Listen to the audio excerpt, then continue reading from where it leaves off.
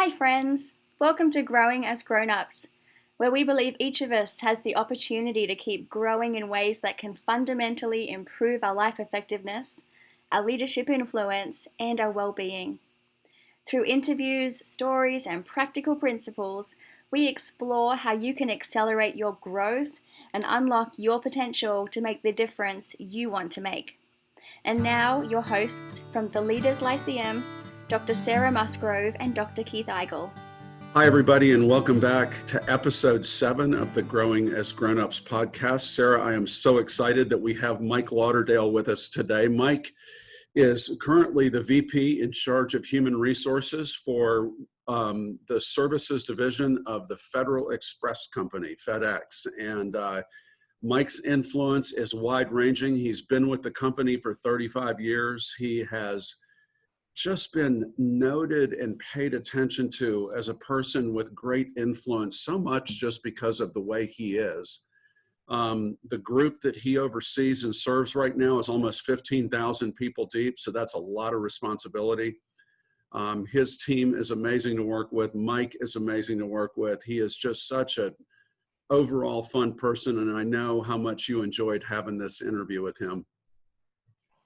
Yeah, he really is a lot of fun and his energy is contagious. And so I think not only does he have some good leadership wisdom to share with us, he's just fun to chat with. Yeah, totally. One of my favorite things about Mike is that he and I are built just alike. So is that saying more about me or more about Mike? I don't know which one, but our personalities are very similar. I don't know if Mike's ever taken the Enneagram, but I think he's an Enneagram 7 and so am I. And what's most inspiring to me is just this, maybe someday I can be as fun as Mike. He's got such a light spirit around him and he's just so much fun. And I feel like I'm too serious a version of this, right? So, but one of the things that I think is going to be really fun as we jump into this interview in just a second is that all the way through this interview, what kind of, for me, exudes out of Mike is this amazing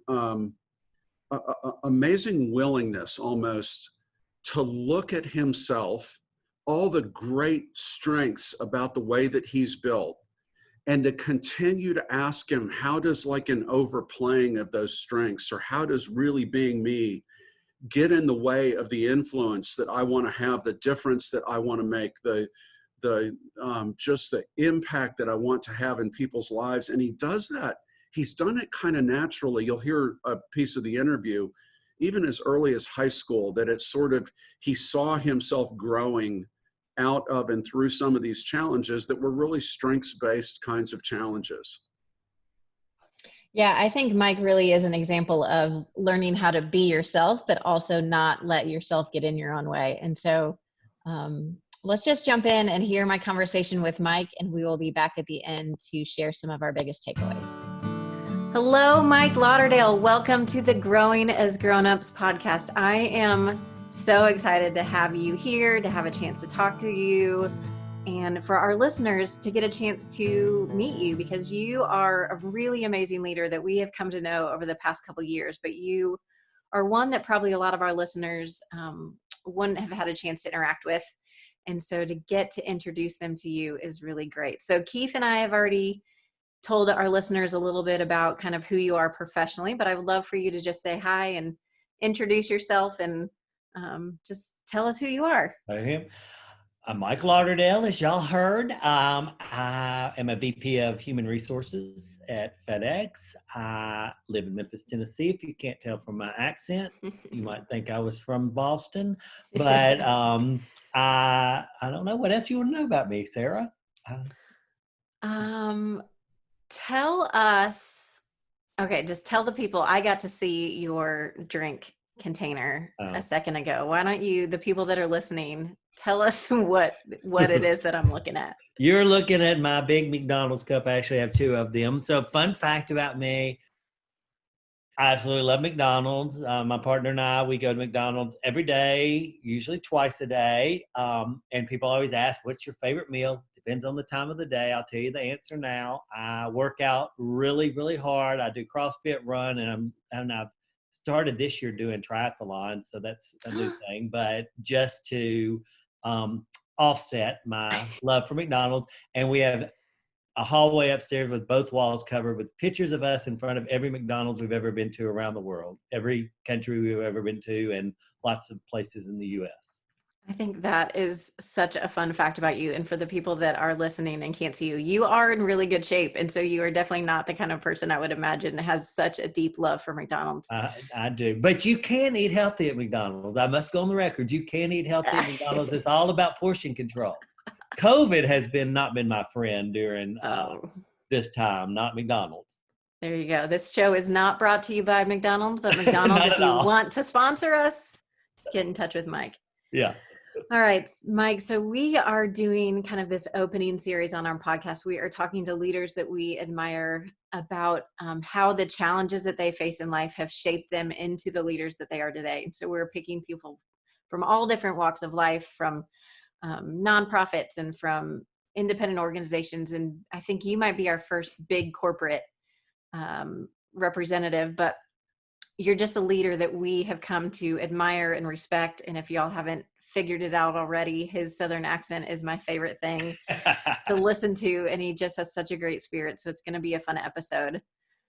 But with that in mind, we're just asking our leaders to tell us some stories about challenges that you've faced over the course of your life that have shaped you in meaningful ways and helped you become the leader that you are today. So when you think back over your life, what is a challenge that comes to mind that was impactful to you? That's such a tough one, because probably I haven't always been healthy. So learning to lose, because I lost like several years ago, I lost 10 plus now, 48 to 50 pounds just to get back, because I went to McDonald's every day and love Taco Bell too. So I'm not a healthy eater. I've tried to get better about that. So I'd say one of my biggest challenges is to lose weight that just shows up overnight and maintain it. And the older you get, the harder you exercise, it doesn't work. You have to make adjustments.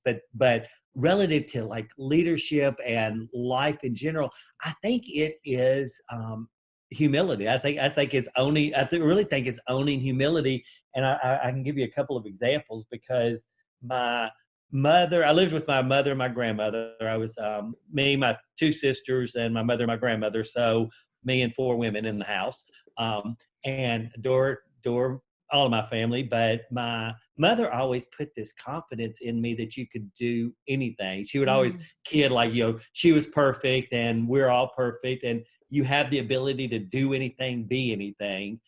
You just have to put your mind to it, and almost like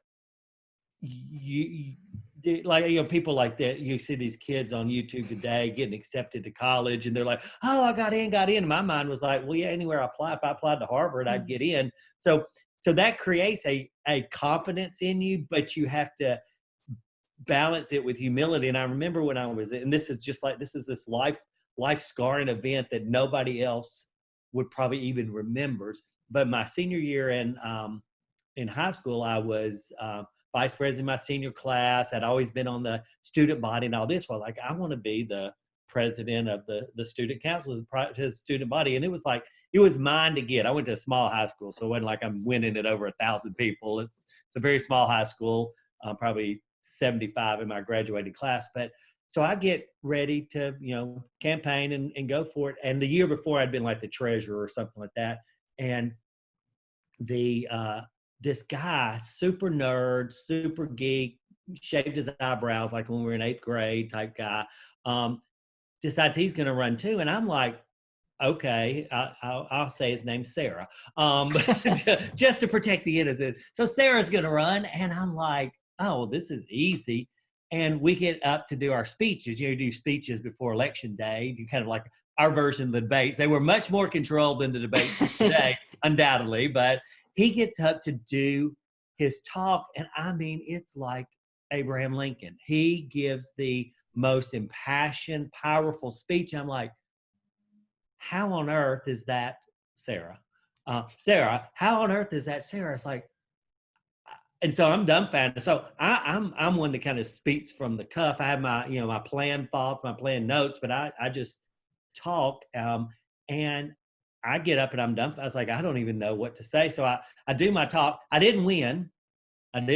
He won. I was like, how on earth? And there was these things that related, like if you're the president of student council, you hosted certain events and stuff. So it's like that moment in life didn't allow me to do other things I just had, quote, expected to do through about the rest of my senior year. So fast forward to, I'm working at FedEx, interested in, it wasn't like, I'm not one of those people that's like, I want to be the CEO of, FedEx, I'm Mr. Smith's replacement. It's like, no, it's like, I'm one that is kind of very Boy Scouty of me. I like to be prepared and make sure I'm ready for when opportunities present themselves. And then I just, walk through the door. So I had been kind of like thinking about leadership. I'd been in leadership roles. It's like, well, I think I want to go into management, but I don't want to be any manager. So a job comes up in the area that I worked in, and another one in a sister department that I would have liked as well came open. So I was like, I'm going to apply for both of them. It'll be a good experience for the one, but I really want this other one. So I interviewed for both jobs. Certain I did great on both of them. I was just like, oh, I think I really, really nailed that. And I get a call on Friday from the one that I was okay if I got, but I didn't really want to. And it was late in the day on Friday. So, and this is, before texting or cell phones or anything. So it's on my desk, big clunky desk phone. Didn't have a rotary dial though. It did have. You're not that old. Yeah, not that old. But so I didn't call him back. So I'll call him Monday just in case I hear from the other person. Well, on Monday morning, I hear from the other person. Hey, Mike, you did a great job and everything, but we're going to offer the job to Betty. Oh, okay. Well, I call the other person back. Well, I got that one. Call them. Mike, you did a great job, but we're going to offer the job to Johnny. Oh. And then you backtrack, and it's like, it's more than just your answers. And I always give this feedback to people when they interview with me or other people, is like I said, there's this fine line between confidence and arrogance, and you don't want to cross it. You can be confident. And so through my, just through my life, and this applies to work and home and everything, it's like, you want to be confident enough, but you don't want to be overly confident. One, probably to be disappointed, but you also don't want to be overly confident because you may miss the obvious. Like, what were the things you didn't plan for? What were the, what were the Sarahs that come out of the, the dark horses that come in and take that opportunity. So I think that's probably my biggest learning, is learning to how to channel my confidence into a confident humility. I love it. And I love that you have two stories that kind of reinforce the same lesson, but they come from different ages and stages of life. Oh, absolutely. So if you can put yourself back in the mind of high school Mike and that's easy. Career Mike, what did that loss mean to you at the time? Oh, both times. And I'm not a depressed guy. I'm one of those people, if you look at the change curve and you go through the stages of depression, I just kind of speed through. We always talk, skate as fast as you can. I just go through the curve really quickly and like, let's get on, life's too short. Let's get on with it. But both of those examples, I mean, I went into I think because the high school one was probably the first time I maybe had faced. I'm sure there were other times. Like, I knew if I wasn't great at baseball. So if I didn't hit a ball, I'm not depressed because I'm not really good at baseball. But that one, I was like, this is mine. I had been working for it. I think the only thing that helped me was at that time, because I was really like depressed, but I didn't want to show it. I didn't want people, so I internalized it. I didn't want to show that I was depressed, especially in high school. You don't want to show vulnerability and weakness. A friend of mine, soon after that, she had won like junior miss. So it's like a Miss America in high school, but junior miss. She had won our grade every year from 9th grade all the way up. And our senior year, this, 6 foot tall person that has been in high school with us all the year, beautiful girl, and who played the piano, she decides she's going to go for junior miss that year.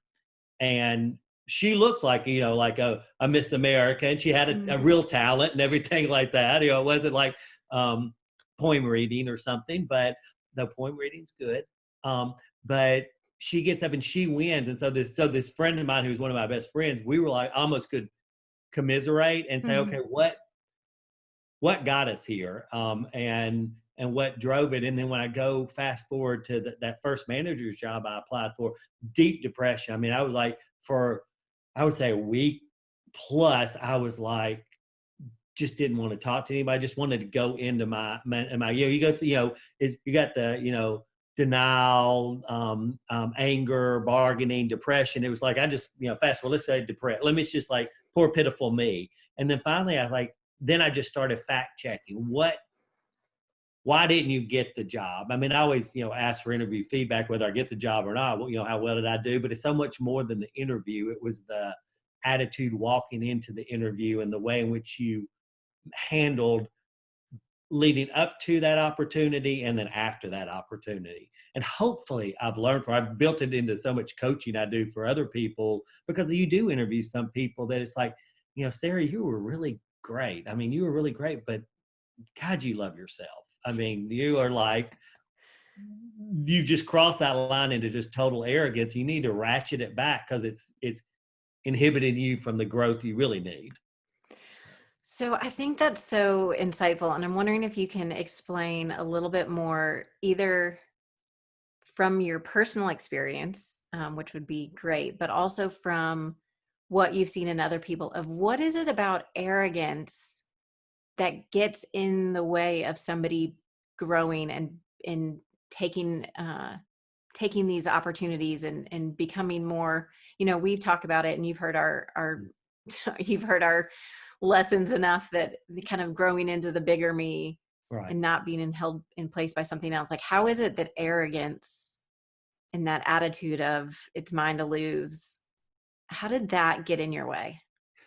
It was that you didn't open up yourself to what's possible. Don't want to give this away. I hope everybody's seen the movie. What was the movie?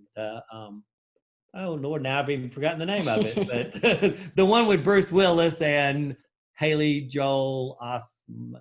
Sixth Sense? The Sixth Sense. Yeah, it was like at the end of the movie, don't want to give it away to everybody, but at the end of the movie, you have a aha that makes you rethink the entire movie.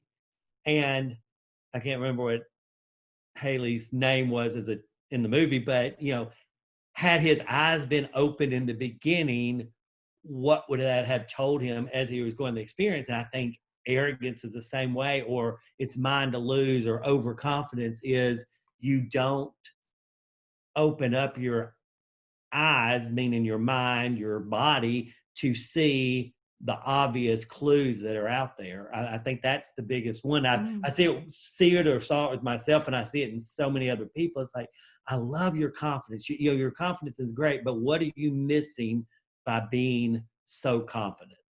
So let me ask you this. You just changed roles. Yes. Talk about a change. A month ago, 2 months ago? About 6 or 8 weeks ago. Yeah. So I'm assuming in that process, you had to go through some job interviews. So can you tell me? Oh, actually, no, it was actually an assignment. So. Oh, really? Yeah. It was I got a phone call and asked if I was willing to serve, and. Yes, sir. Here I go. Yeah. So I said, here I go. But it was a dramatic change. So I'm ready for that. I kept saying, I serve at the pleasure of the company, but if you'd called me to tell me I want you to be like the CFO or the chief security officer or something, I might have said, yeah, that's not in my wheelhouse. But so this one I felt was. So does this new change, and this may or may not lead into the next big question, but is this fall in the category of things that you're confident in, or things that you are not sure that aren't exactly things? Honestly, both. Some of it I'm really confident because I have now I'll have leadership development and things that I'm very passionate about, diversity, equity, and inclusion, things like that. So I'm very passionate about that. So from that aspect, I'm confident in my vision and strategy. execution, I'm probably a little bit more humble about how do we do it all? How do we get it all done? But other areas that like aren't my strong suit, compensation or workforce analytics, things like that. But I know I've got such a great team. The one thing I think I do well as a leader is surround myself with people, and I'm a big get to know the people on my team. So the first couple of weeks on the job, I'm like, okay, I want to meet with everybody. I want to meet with every team member. Tell me what type of behavioral style you are. What do you do? What are you responsible for? So I know who I'm depending on, because they're going to the ones to help us all be successful. And it seems like that approach really helps with the humility aspect, right? Of recognizing that the people around you are gifted and skilled in things that you aren't going to be able to do, and learning to rely on them and not being the kind of leader that thinks I have all the right answers. Oh, absolutely. I think leaders that think they have all the right answers have no answers sometimes, because they think they have all the right answers. Again, setting a good strategy and a vision helps empower the team just as much as just literally empowering the team, because you have to hold yourself accountable and then hold your team accountable, but they're the ones that are going to, deliver, especially the higher in the organization you go from the roles you have, you're dependent. I mean, Mr. Smith is dependent on every single courier every day, every team member sorting packages in the hub. He's dependent on all these people to deliver on the great service that's FedEx. He knows he can't do it. So when you think about the journey that's ahead of you in this new role and all the things that you need to figure out and accomplish in leading a new group of people, what do you think is going to be the biggest obstacle that you face personally, not from the organization or from forces outside, right? You spend enough time talking with us that looking inside at our own challenges and the ways that we hold ourselves in place is where we have the opportunity to really grow and become more mature and more grounded and ultimately these kind of level 5 leaders. So what is it that you have noticed that you're kind of bumping it up against these days that you think might be your next big challenge? I would say 3 things. One is time management. It's because I had my last role, I'd been in that for 6 years. I managed my time, my schedule, I was able to form and transform the organization to the one that it is today, which I'm thrilled about. And it is my heart, that organization. But it was like, I learned how to manage my time really well. And here, coming into this job, because there's so much, I call it context. People have been asking, what's the toughest part of your new job? Context switching. It's like you're talking about compensation today, diversity, equity, and inclusion tomorrow. Then you're talking about workforce strategy, and then you're talking about implementation, new HR technology. So it's so much context switching and so many things on your schedule that you can't manage. So I say first thing for me is personal time management. How do I manage the time and be there for everything I need to be, but balance it as well? Second thing, probably for me, is realizing I can't do everything. It was a little different because I was offered this opportunity, so I hadn't been building a strategy for it. We're down a path on a couple new programs with CT and our strategy in my prior organization, and all of a sudden this opportunity, get a call today and start tomorrow type of thing. And so it was like, oh, well, I have great ideas. I have a lot of ideas, but now what's your overarching strategy? How are you going to connect everything together to one direction for where you want to go? And then I think the third challenge for me in that space is doing it, knowing breaking it down into bite-sized pieces. We talk a lot about the one thing here, and what's the one thing that's going to lead to the next thing. Is like, okay, what is realistic for me to accomplish in FY21 and then FY22, and know that I can't have it all overnight. And that's it. The third one's probably an easier skill for me, because I know it is just that typically if I've gone into a new job or I'm in an existing job for a while and I have a new strategy, the strategy drives the the timing in my head. And this time I'm like, well, I want it all now. So how can I balance those two together? So of those three that you mentioned, which one do you think seems the most daunting? The time management, shockingly, at the moment, the time management, and I think it's somewhat related to the stay-at-home orders and the pandemic pieces, because everybody's available.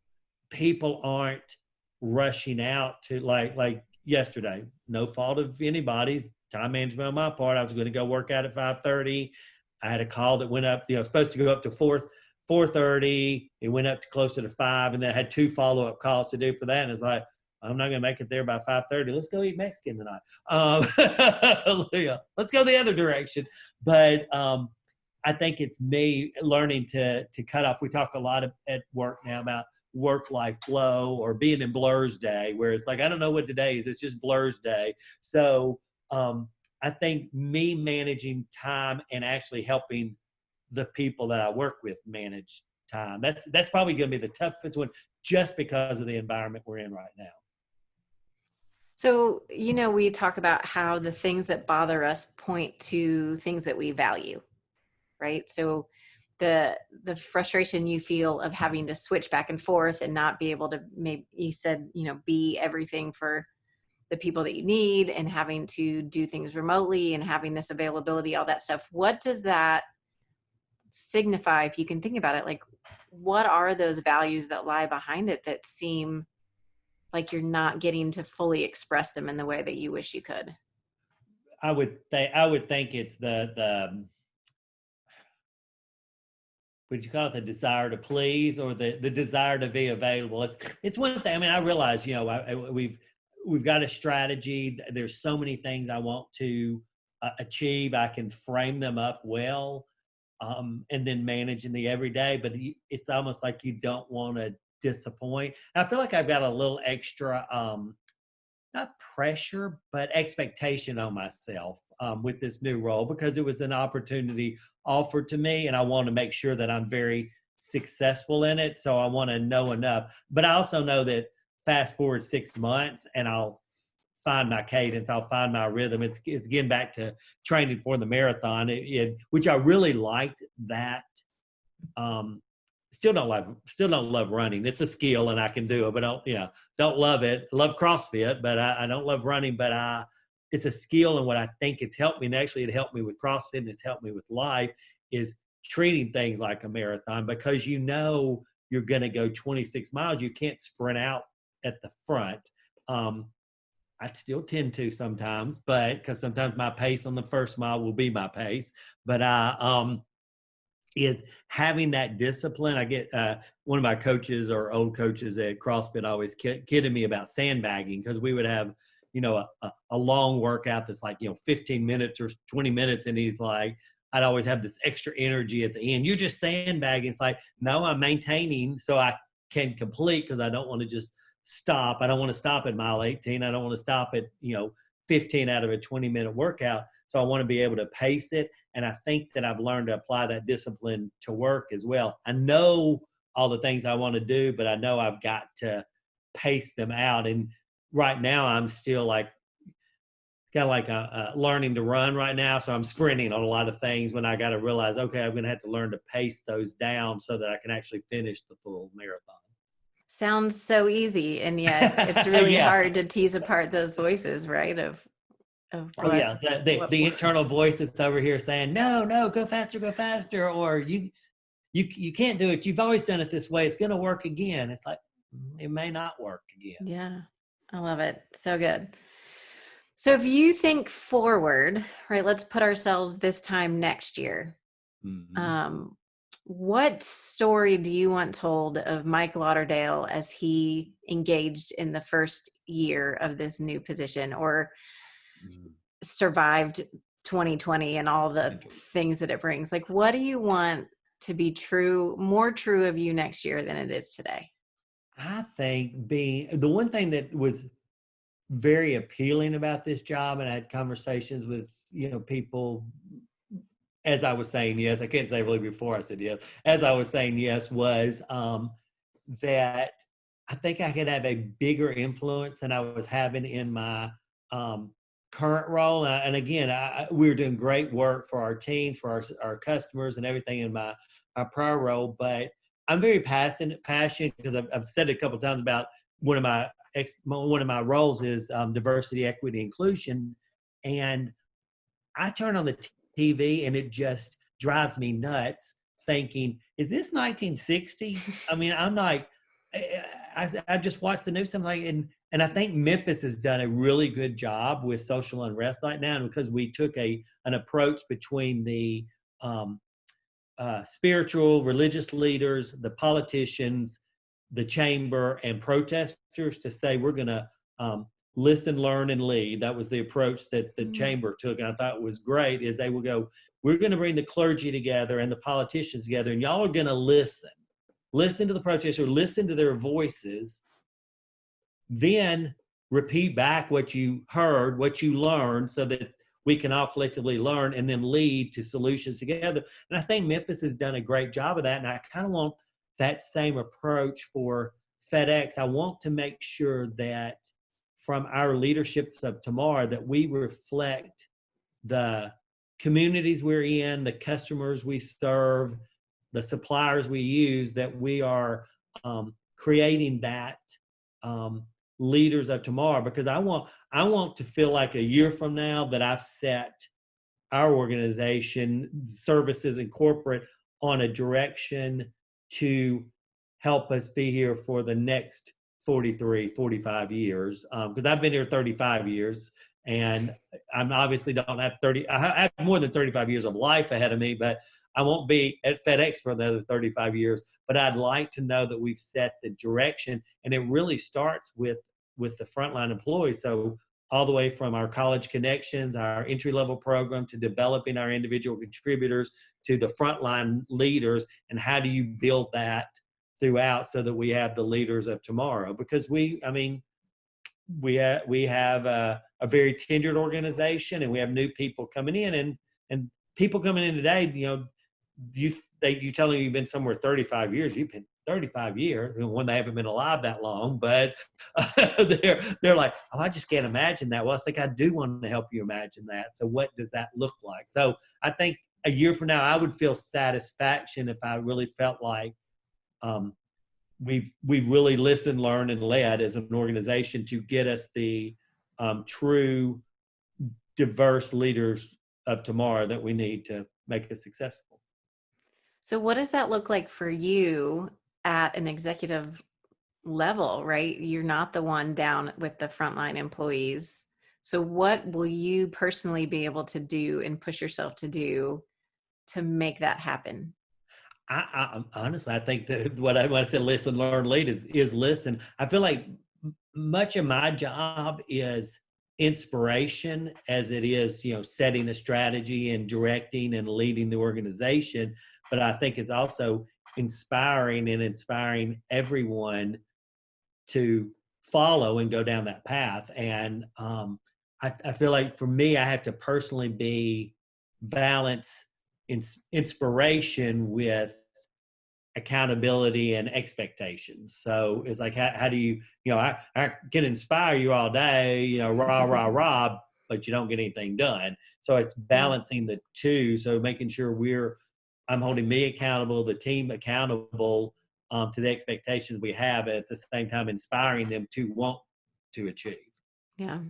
And I have insight into your personality type. And so I know some things about you, and when we do our series on personality, we'll probably reference back to you, but you are Keith. In code name. You are the same personality as Keith, but even more so. And so I know, like, inspiration just runs through your blood. Like, that is your true gifting and wiring, and just what comes naturally to you. So I see that being a really great way for you to have an impact on your job, especially with some of these diversity and inclusion initiatives and things like that do require people to need to feel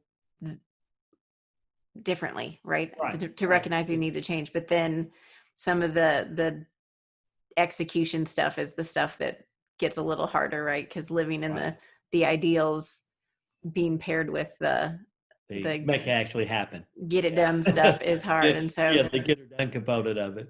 Yeah. So I see that, but I think you have figured out a way with your discipline, right? I think the running analogy that you've given and just what you've learned in your life is that discipline is what really helps you overcome kind of your natural tendencies to just live in the ideals and the inspiration and say, no, we've got to get some done, and we're going to discipline, and we're going to pace, and we're going to set goals. So right, it's so much easier. You remember the little small bouncy ball that you would get? Yeah, I think you still buy them out of the little candy vending machine. Yeah.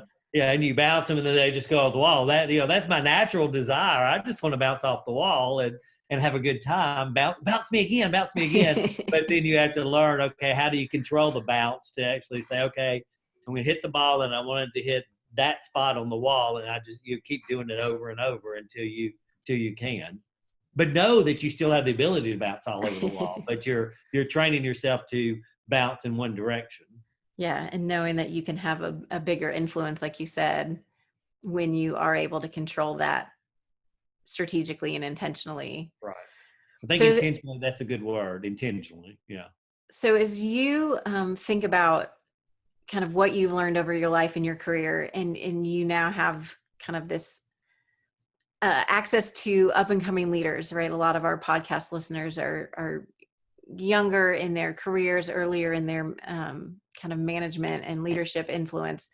What advice would you give to people who are earlier on the journey than you? First off, like my mother, have the confidence, believe in yourself, that belief that don't sell yourself short, believe you can do anything. Doesn't mean you have to want to do anything, but have the belief that you can do anything, and then choose the things you want to go after. The second is, and this is a life learning, is follow your gut. I mean, I remember I first became a manager. I was a brand new manager, and I had something happen with some employees that I was like, to me, the common thing would be to say, hey, Sarah, you shouldn't have done that. But my two peers had both been my managers at one time, and they're like, oh, and this is back in the 90s when you did formal memos and stuff. Oh, you need to give Sarah a written memo, counseling memo to say that. So I'm like, oh, that seems really harsh. I just think I should just tell her she shouldn't have done that. But no, so I followed their advice. My gut's saying one thing, I followed their advice. And I know, especially now being in HR, there are things that are black and white, but there's a lot of gray in life.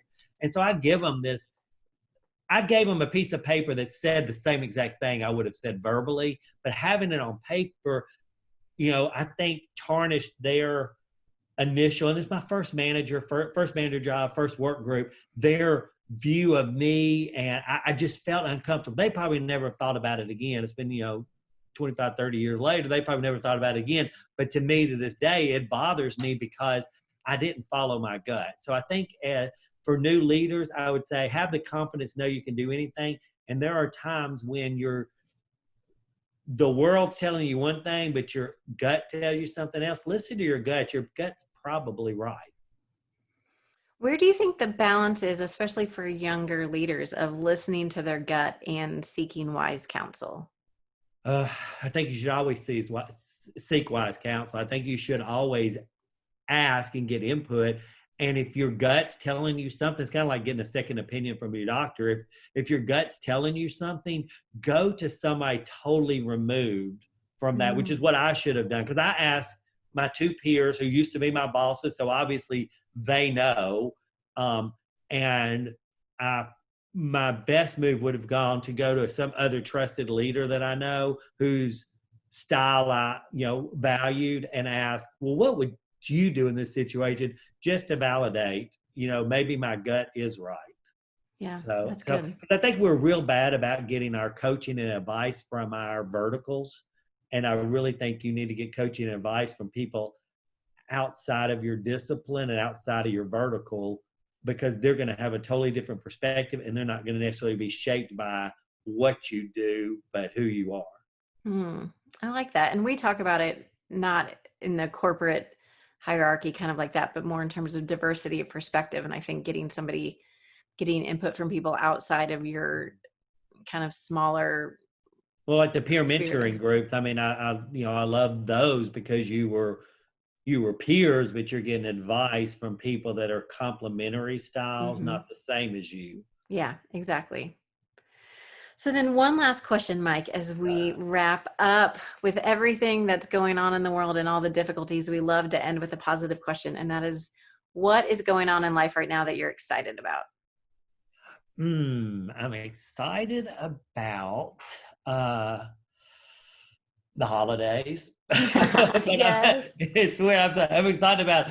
We talked about this is a not the answer you're expecting. It's like, should we get the Christmas tree out now and just start decorating now? Because we're all at home.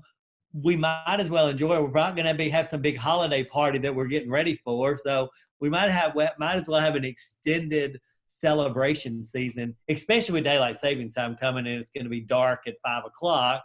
Well, wouldn't some Christmas lights really brighten that up? So, I think I'm excited about our strategies for getting us through the rest of this remaining time, however long that time is. The other thing I'm excited about as far as the company is I love some of the ways in which COVID has brought, 2025, 2030 into today from an e-commerce perspective and changing the way in which we shop, we interact. I think it's, for all the bad, I think has opened up a lot of good, just like us doing this podcast type thing. I'm looking at you, which is great, because typically if you did a podcast, and we were doing Joe Rogan style, but if we were, a lot of people would just do it on the phone. I said, I think there's more with that, looking at people interacting. So I like that that's opened up opportunities for people too. So I'm excited. I'm excited about a lot of things. I think I want to see people in society get a little happier. Just find the happy. Man, I support that. I think if we all had somebody like you around us, there'd be more of that. You have just one of the best spirits. Well, Mike, thank you so much for your time and sharing your stories and just everything you've learned over your life and your approach to leadership. I think it's just such a fun and beautiful way. The way you care about your people is great. And so I wish you all the best in your new opportunity. And I hope we get to talk again soon. Thank you. We definitely will.